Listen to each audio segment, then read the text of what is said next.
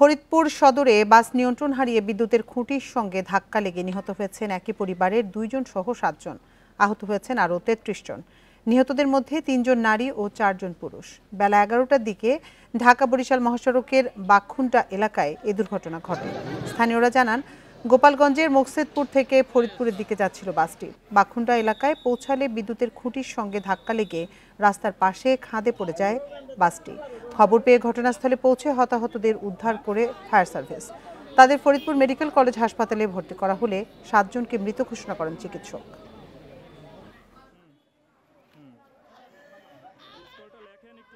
Bundle থাকলে প্রতি সেনমানিতে টাকা বাঁচবে। বিকাশ সেনমানি বান্ডেল কিনে জিতুন প্রতি লেনদেনে। ফরিদপুর ফায়ার সার্ভিস থেকে দ্রুত সংবাদ পেয়ে জুবাইদা করিম জুট মিলের সামনে বাখুন্ডায় লোকাল পরিবহন অ্যাক্সিডেন্ট সংবাদ পেয়ে দ্রুত ঘটনাস্থলে পৌঁছায় আহত লোককে উদ্ধার করে ফরিদপুর মেডিকেল কলেজ হাসপাতালে স্থানান্তর করি এবং প্রাথমিক অবস্থায় আমরা 31 জন আহত পাইছি, মৃত পাইছি 5 জন, পুরুষ 3 জন, মহিলা 2 জন। আর শরীফ জুট মিল আছে, ওইখানে একটা বাস দুর্ঘটনায় পতিত হয়েছে।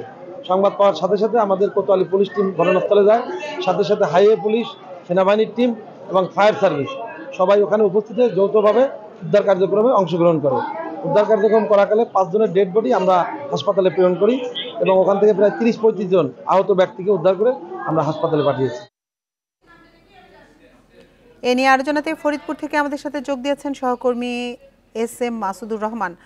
মাসুদ, মরদেহগুলো এই মুহূর্তে কোথায় রাখা হয়েছে এবং যারা হাসপাতালে ভর্তি আছেন তাদের শারীরিক অবস্থা সম্পর্কে চিকিৎসকরা কি বলছেন?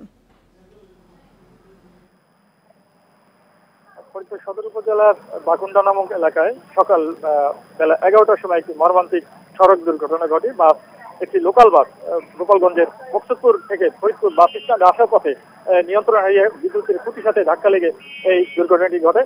দুর্ঘটনার পরে পুলিশ, ফায়ার সার্ভিস সহ সেনাবাহিনী যৌথ উদ্ধার কাজ শেষ করে হতাহতদের ফরিদপুর মেডিকেল কলেজে নিয়ে আসে। ফরিদপুর মেডিকেল কলেজে আনার পরে 5 জন ব্যক্তিকে নারী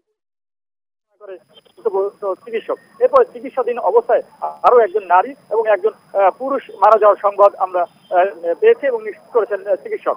আপনি জানতে চেয়েছেন যে লাশ এখন পর্যন্ত ফরিদপুর মেডিকেল কলেজ হসপিটালের জরুরি বিভাগে আছে। প্রশাসনের ঊর্ধ্বতন কর্মকর্তা এসেছেন, লাশ শনাক্ত প্রক্রিয়া চলছে। ইতিমধ্যে লাশ শনাক্ত হয়েছে। ফরিদপুরে এই দুর্ঘটনায় জোয়াব সর্দার নামে এবং ইমান সর্দার 2 জন বাবা ছেলে নিহত হয়েছেন।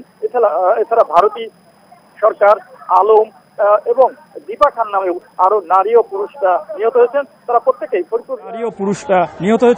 প্রত্যেকেই ফরিদপুর জেলার নগরকান্দা উপজেলা ও পার্শ্ববর্তী চাঁদপুর সহ মকসেদপুরের বলে নিশ্চিত করা গেছে।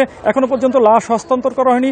জেলা প্রশাসক মোহাম্মদ কামরুল হাসান মোল্লা ইতিমধ্যে ঘটনাস্থল এবং ফরিদপুর মেডিকেল কলেজে এসে হতাহতদের দেখে গেছেন, আহতদেরকে উন্নত চিকিৎসার জন্য সুপারিশ করে গেছেন এবং ফরিদপুর মেডিকেল কলেজের অধ্যক্ষ ডক্টর দিলরুবা জেবা তিনিও আহতদেরকে দেখে সুচিকিৎসার জন্য সর্বোচ্চ ব্যবস্থা নেওয়ার নির্দেশ দিয়ে গেছেন।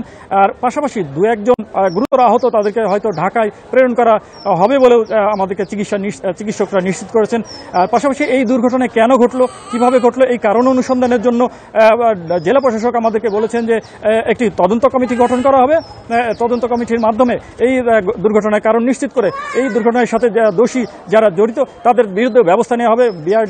বিআরটি এর কর্মকর্তারা এই বিষয়টা দেখবেন এবং হতাহতদের ক্ষতিপূরণ সহ অন্যান্য যে সুযোগ সুবিধা ব্যবস্থা।